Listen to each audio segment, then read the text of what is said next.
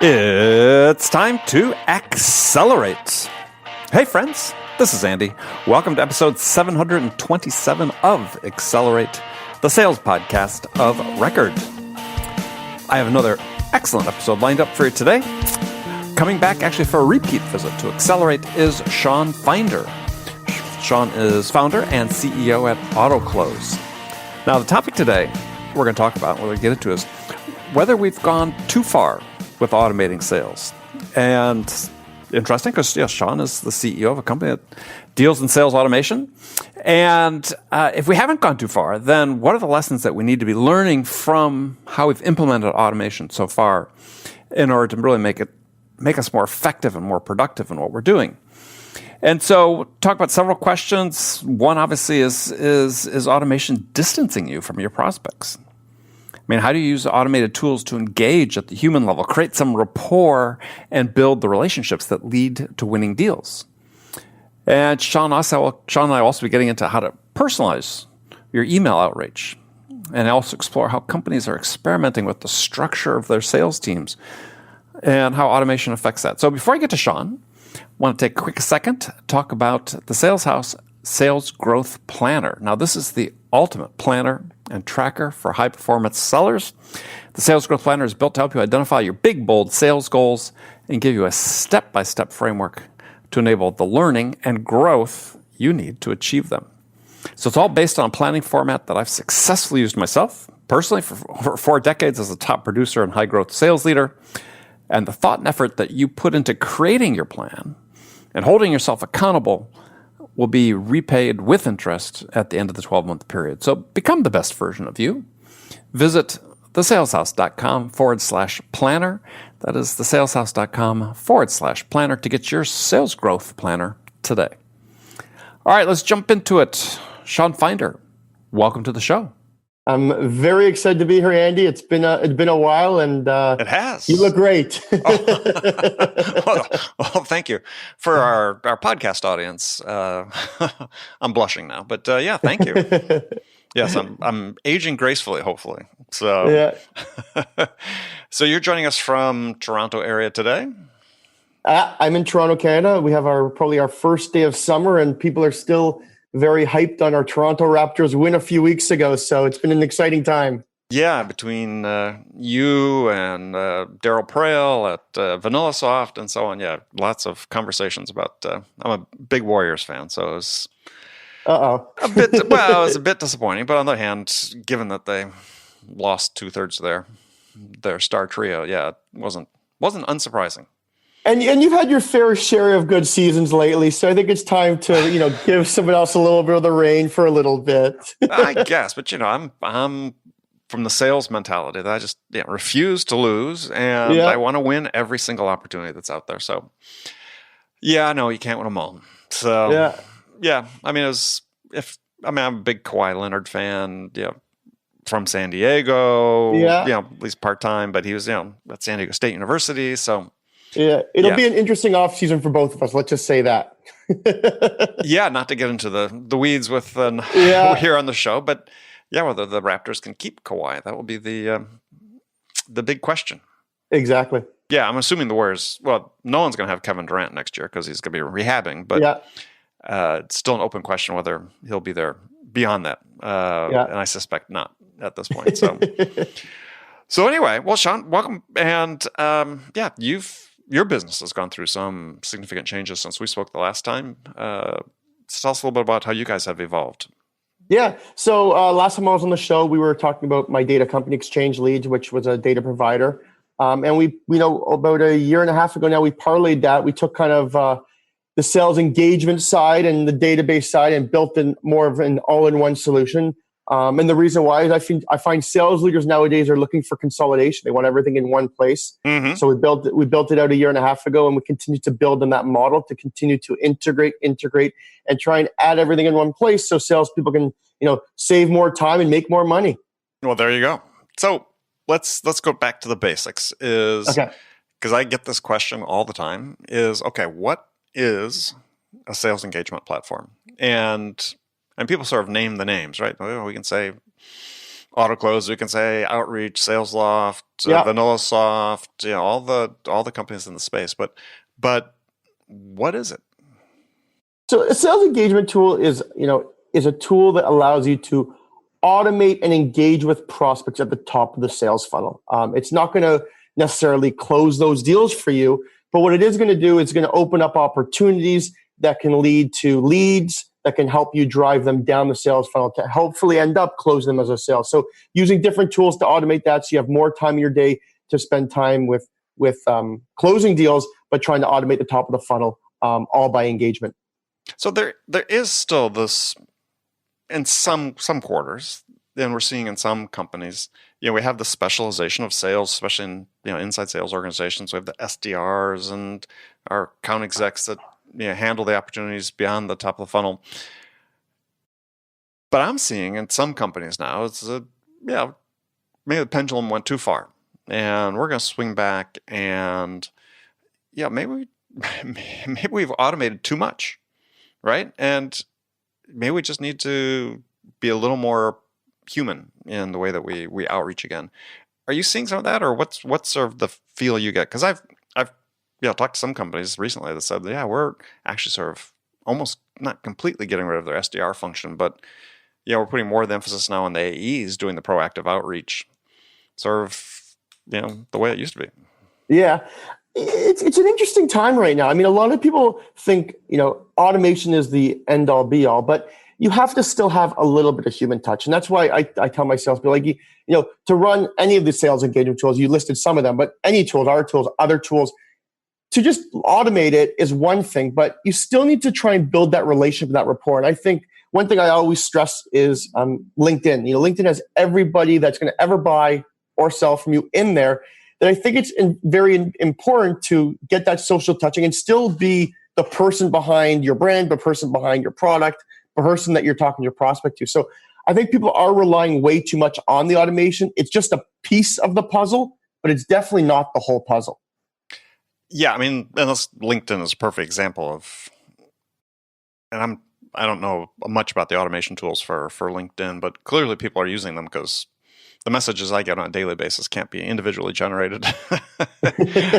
So how do you avoid, using automation in such a way that, to your point about the human touch, that it just comes across as, artificial, inauthentic, spammy, and I think this is also one of the critical issues that we face as sellers is, how do we make that initial outreach? It could be somebody on a phone, could be a more senior person trying to call at a senior level, but what we see with big SDR teams out making mass calls, how do you personalize that?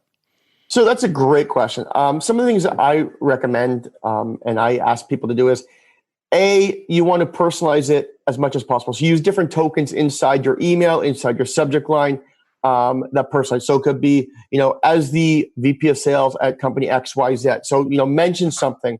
You could also create custom fields that might have interest. So for example, if you do a search and you know that these 50 prospects are all interested in golf, or, 10 prospects are in tennis, mention that in your content. But the biggest issue I find, and how I can tell if something's a spam or automated, is the length of the email. People will write a long email and try and sell their company, which I don't think is the way to use it. You should more use the automation as short and simple, 50 to 75 words, and your follow-ups ideally should be just 2 lines, because most people aren't going to think you're going to automate just 2 lines. It's going to be like, it's almost like a reply to an email. So make it as short as possible. Like, Andy, just checking in as we close out the week. Did you have a chance to read over my last email? Just sending like a 2-liner like that makes it sound more one-to-one than if I wrote a whole paragraph on why you should want to buy from me and what your value is and who I am, etc. Yeah, I mean, at that point, you're just selling a conversation. You're selling a meeting. Yeah. And actually, I'll tell you, one of the funny ones I find is when I get, hi, my name is Shawn Finder and I am the CEO of Autoklose, or hi, my name is Andy and I'm the CEO of ABC. It's like, you emailed me. I already know your name. I already know what company you're working for from your email. Why are you introducing yourself and talking about yourself? Because that's how they've been taught to talk on the phone when they're making a cold call. Exactly. Right? So they're just taking the same behavior and putting in an email. Exactly. And I find if you go right in and you have that first line with, a question, a challenge, or something that can relate to your buyer, make it sound a lot more as a reason for them to read more. You get a lot more calls to action or clicks than introducing yourself and talking about yourself, and not even your company. You just talk about yourself. Well, again, it's transferring that behavior. People think it's one size fits all, where it really is specific to the medium. 100%, exactly. Yeah. So,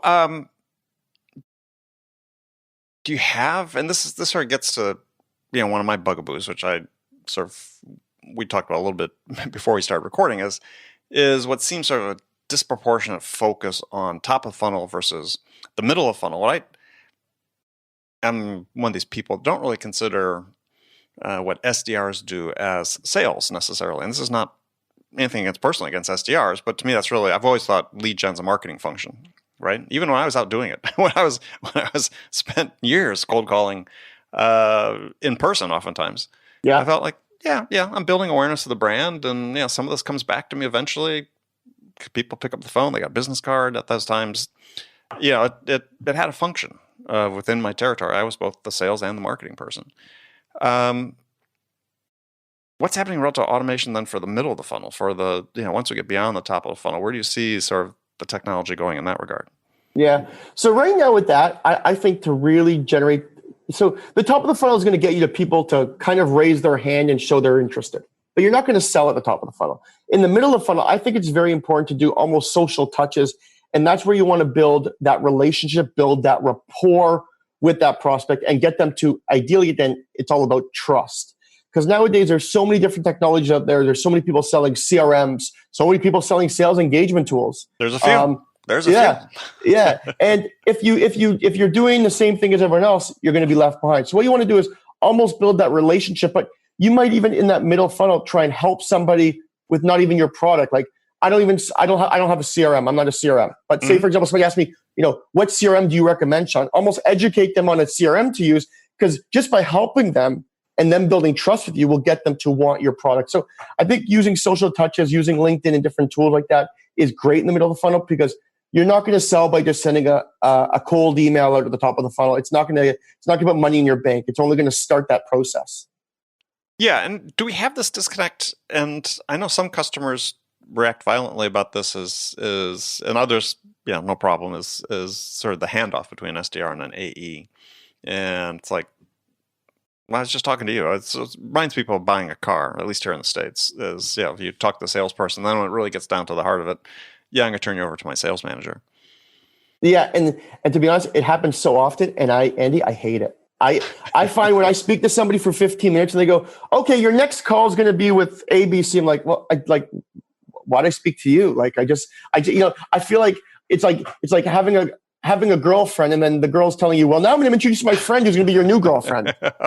Yeah. I mean, I like you, but, not that much. Yeah. So now you get to meet. Yeah. It's like, you got rejected and now you're back, you're back in the game. So it's like, I don't like that philosophy. I like SDRs should, try and build that relationship. But the one thing is you're not going to, as I said, you're not going to sell that first email. People ask for 15 minutes.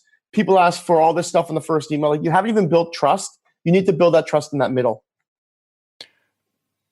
Well, and that gets back to the question that we were talking about before is, and I wonder about this and I was thinking about this a lot this morning. I was thinking about our conversation is I was harking back to a friend of mine. This is 8-9 years ago when SaaS was still relatively young, but was present and people were seeing the change. But he was he was consulting to a company that ran a trial, and they had as a higher end SaaS product. So the ACV was higher, but they put their inside SDR team, AE team, pitted against a 3-person team that went and sold in person. Yeah. and the 3-person team selling in person crushed the inside team in terms of productivity. But we seem to have just bought into the idea that this is the only way, the way we're currently structured is the only way it can be done. And I guess I don't see that. As I alluded to before, I see companies beginning to rethink this as, perhaps we've gone too far. I mean, do you see a big shift back at some point, or how's this going to start evolving? Because to your point, hey, buyer experience adversely affected when you say, Yeah. thanks for your time. Now, next year, I talk to John the next time. Yep. And you're sort of starting over again. Is how do we, that's an obstacle. For me, that's an obstacle. Yeah, and we've actually, funny enough, we've actually had most of the automation done through automation, the top of the funnel, and then go right to an account exec. So we try and nurture them with content, with engagement, with value. We actually totally skip the SDRs and have the account executives just do the demos and then try and close the deals. Because as you said, the handoff is one thing, but as you just said, from a buyer, if you're talking to somebody for 20 minutes, you're telling them your situation, your challenges, and then like, okay, your next call is with somebody else, it kind of ruins that experience for the person. So I do think we're going back to SDRs to be more automated, and then the account executives doing more of the, running the automation on the side, but while it's running, doing the closing and the demos and the calls. But it's interesting. Funny enough, we've only done that one way. We're going to be trying to hire one SDR to see if the grass is greener on the other side. So if you give me 6 months, we could probably do another one of these and I can tell you which one is better. But we haven't done the SDR route yet. We're looking into it now. And it's going to be interesting to see what happens. I personally think, they can take off some smaller tasks, but is there a need? It's a great question. Well, I mean, it depends on your deal size, right? I mean, there are certain deal sizes where, why not just let the SDR handle the whole thing? So this is the thing that I think is sort of crazy, is that we have these people that we're training at one level and giving them experience at one level, but not really giving them real sales experience, right? So, I mean, I look at some of the deal sizes that SaaS companies, we're looking, $4,000 a month or something like that. It's like, give that to an SDR. Why do you need an AE to close a deal that's $4,000 a month? Yeah, I mean, it's. I find anyone can be trained. If you can train somebody to do multiple tasks, I mean, why not? I mean, I don't think there's a reason to have both. That's for sure. Yeah, I think you can have specialized sales teams, but do it by deal size, right? If you want to have people, a learning ground for people, and certainly SaaS is a perfect example of an industry where you got a variety of deal sizes. Yeah, get your smaller ones, just make them transactional. Exactly. And I mean, that's when I started my career, selling computer systems. But before we could learn how to sell computer systems, they sent us out to sell these desktop adding machines that even were obsolete when I was selling them back in the day. But we still had to sell these things the size of small microwave ovens for $300 when you could buy a tiny little calculator for $70 at that time. But you had to go earn your stripes. And it was very transactional. It was, one or two calls at max on these things. And you just couldn't beat the experience, but you actually had the sense of completion because you took it all the way to an order, right? So it may have been a compressed sales cycle, but relationship building, trust building, all that stuff happened in more compressed time, and you took an order. Yeah. And I think, you could do a lot more training, a lot more mentoring at the really early stage when you bring them on, and try and make them very transactional. Teach them not only. Everyone I find you learn over time. You learn by getting your feet wet, getting thrown in the ocean, sink or swim kind of feeling.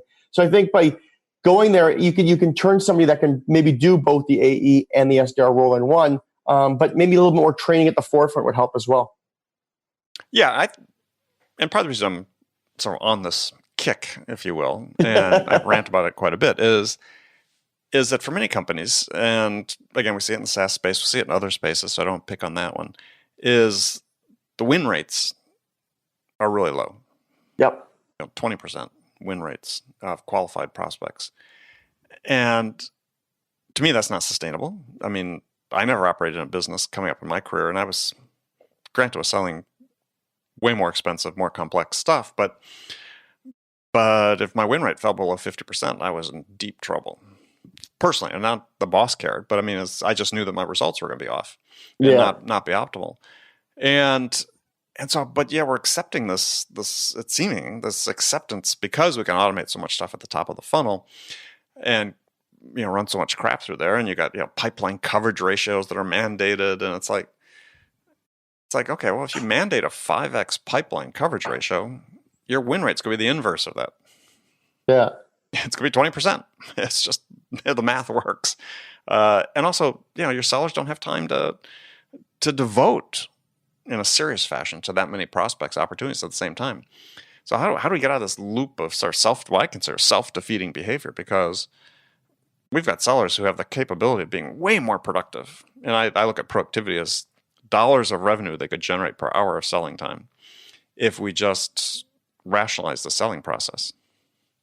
Yeah, I completely agree with you. I think we can get a lot more out of people, out of salespeople especially. I think the problem is when you title people an SDR and you don't give them the chance to close. It's demeaning to them, but it's like they feel like they've started the process, but they might be confident enough that they can close it, but you're not giving them the opportunity to even try and close it, which I think might not even help their future growth because they're going to feel like they're going to be stuck at this SDR level. But I think that's why I kind of explain to them that it's part of the process, or getting them more involved in closing would definitely benefit an SDR, especially if they're capable of doing it. Well, and I also think I firmly believe that increasing win rates is, as a training tool for your AEs, is, if you're only winning 1 out of every 5, the only thing you're really training yourself on is how to lose. Yeah. So why not shift it and try to say, how can we make this an environment where the opportunity exists actually to win a majority of the deals that you work on? Yeah. And instead of experiencing failure all the time. And so, because, to me, one of the real interesting, and you see this, and companies have this metric all over, is, close lost. And I'm like, really? Why are we tracking that? It's like, we're patting ourselves on the back that we actually got a deal to close. We lost it, but hey, it closed. It's like, that's really nothing to celebrate. Now, close win, that. But it's funny, I talk about this more and more, and some guys sort of took a swipe at me on LinkedIn about this, saying, win rates are bullshit. The only thing we should be concerned about is commission in our pocket.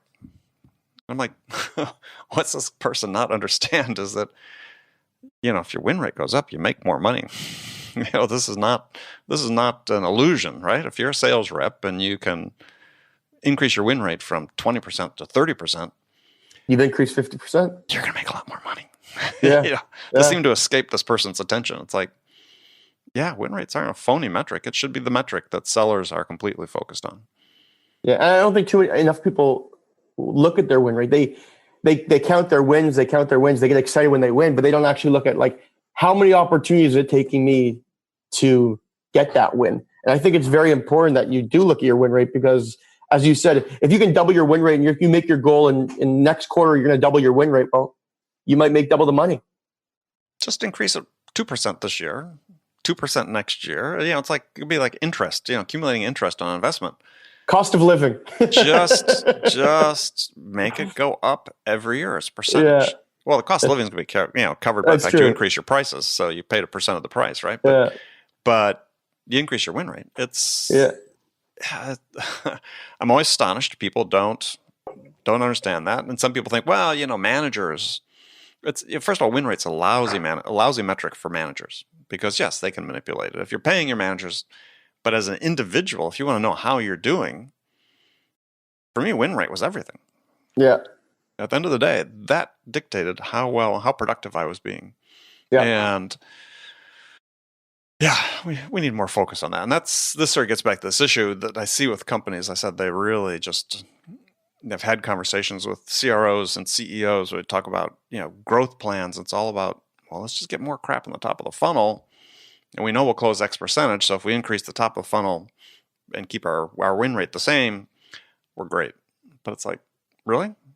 No. That's not a way to grow a company. I mean, some companies will grow that way. But for the average company who's moderately successful and has a future and is, not a unicorn, that's not a sustainable way to grow. Yeah, no, I give an example of a company I worked for before when I was an entrepreneur. I had a CEO who said, we're going to hire 5 more salespeople because if your quota's 1 million, I'm going to give each of them 1 million. We're going to make 5 million next year. But he basically said, okay, you have this many demos, you're closing this much. So if we hire 5 more people at this salary, we're going to each make 1 million. Not thinking, well, the market is now going to be regions are going to be smaller. Yeah, so you got to definitely look at the statistics. And the CEO doesn't look. A lot of CEOs just look at dollars and cents when they should be looking at their win rate. Well, but it's not just CEOs, it's VPs of sales and so on. Of course. I gave this example in a talk I gave recently to a group that said, working with a company, and the VP says, okay, next year we're going to increase quotas by, I forget, it was like 10% or something. I said, okay. So have you done an assessment to see whether your sales reps are 10% better? I mean, have you trained them? Have they upskilled? Have they improved their capabilities by 10% to be able to? I mean, are you just raising the quota, or have you actually done something to say, yeah, these reps, to your point, of whom only 30% were making quota anyway, that they all can do it. They all have been, and no one makes that connection. It's like, yeah, we have to invest in our team if we want to raise our quotas. We can't just arbitrarily raise quotas. Let's correlate to how they're skilled. Yeah, and I find I was speaking to some of my friends about that, and he was trying to mention to me, he works for a huge company. He's like, they keep raising their quota, but he's like, and he leaves every few years because they keep raising his quota. But I guess sometimes you don't think like, did you lose a product? So now you're raising my quota by 10, but I might have lost 4% of my product to a competitor last year. Or is the market even big enough to raise it 10%? You might have a market that can grow 10%. You never know. But people just say, yeah, raise it 10% every year over year. But it's definitely an interesting talk, because I was actually talking about my wife who's in sales. Yeah. She's a territory manager, and she's crushing it this year. She's like, oh, they're going to kill me with a quota next year, and there's not enough opportunity to hit those numbers. Or cut a territory, yeah. Exactly, or cut a territory. So that's a very interesting thing. And my other friend who worked for, as I said, there's some big companies.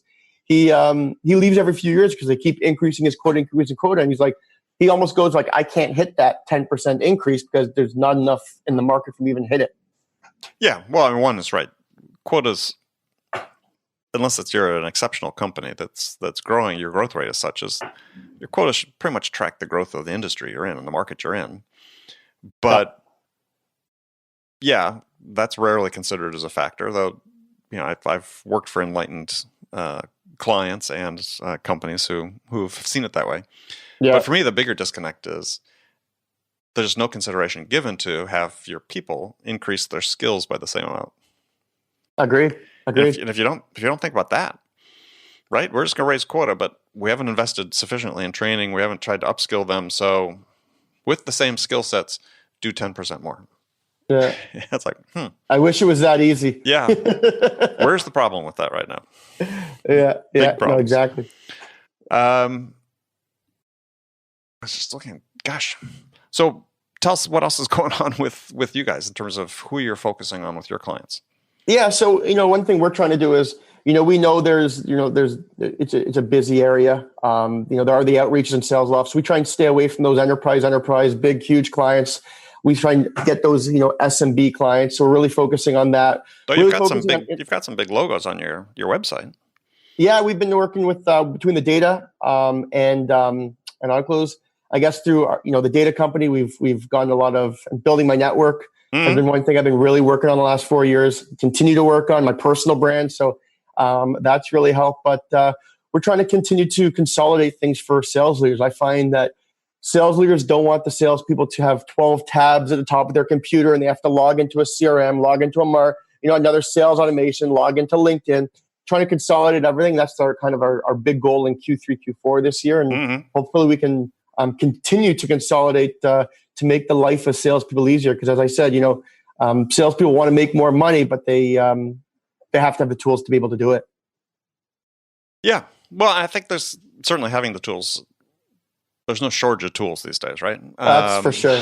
So maybe they need help, and a company like Vendor Neutral that Nancy Narden and Dan Seeley have put together to help vendors, choose the right tech stack is an interesting resource for people to try and bring some clarity and concision, I guess, to some of the decision making. But yeah, it's it's still a tough thing for companies, I think, to really sort of say, okay, what do we really need at this point in time? And so I'm interested, as you're working with SMBs, is what's sort of the trigger point for a smaller enterprise to say, yeah, we've reached the stage where we need a sales engagement platform? Yeah, so People, I find it's interesting.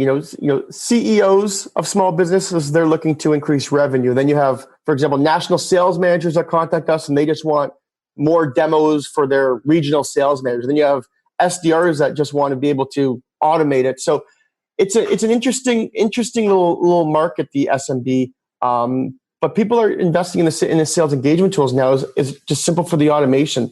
As we talked about earlier, people aren't spending enough time on that middle funnel. They think the top of the funnel is going to do everything, but you need to be able to really focus on trying to get people raising their hands. And I find content is really good, case studies, trying to get people to trust your product.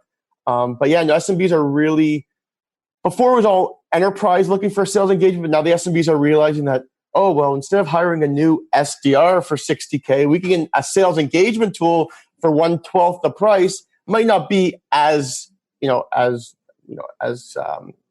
bring as much revenue, but it also do a lot of the same tools and automate a lot of the stuff that would do. So instead of paying the big salaries, you can get sales engagement tools now at a lot cheaper price. And is that sort of the trade-off that a small, mid-sized enterprise is making is investing in this platform versus a person? Yeah, I mean they're thinking instead of hiring somebody that could go out and go on LinkedIn and email hundreds of people a day and follow up.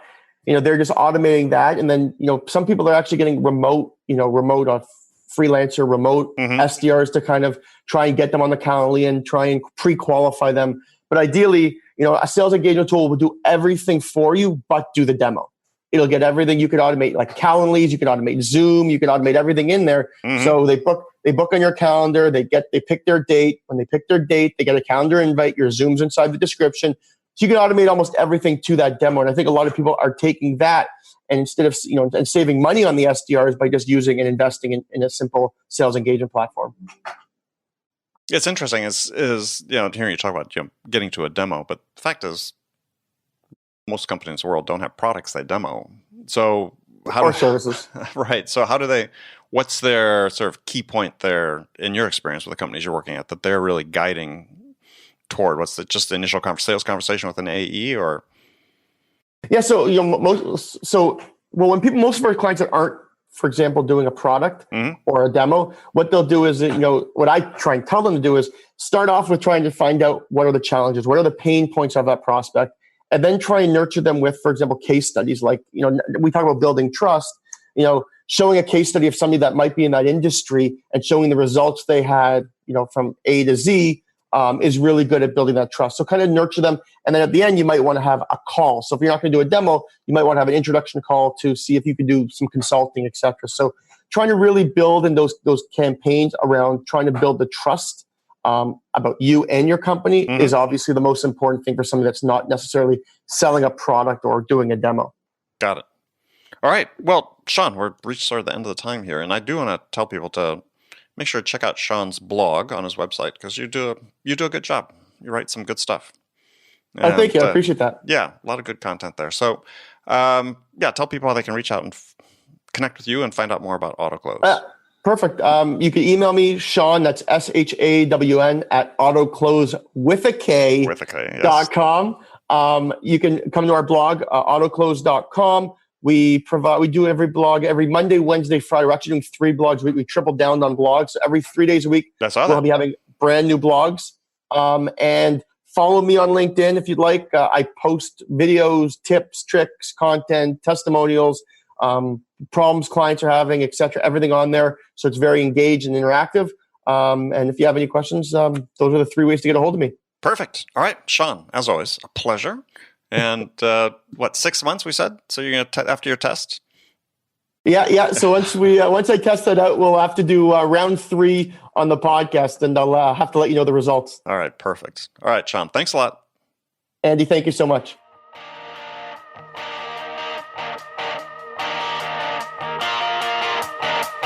Okay, friends, that was Accelerate for the week. First of all, as always, I want to thank you for joining me. And I want to thank my guest, Shawn Finder. That was a good conversation. So joining me again next week as my guest plural, will be Bill Ekstrom and Sarah Worth. Bill is the founder and CEO of the EC Cell Institute. And Sarah is the Vice President of Client Services, also at the EC Cell Institute. And they're co-authors of a newer book called The Coaching Effect: What Great Leaders Do to Increase Sales, Enhance Performance, and Sustain Growth. And we're going to be talking about all those things, primarily through the lens of coaching. Real coaching, not deal coaching, this like performance and growth coaching of your individual seller. So be sure to join us then. And before you go, don't forget to check out The Sales House. It is this growth training program for B2B sellers just like you. So visit thesaleshouse.com/accelerate for a special offer for listeners to the show. So we'll look forward to seeing you there. So that's it for this week. Thanks again for joining me. I'm your host, Andy Paul. Good selling, everybody.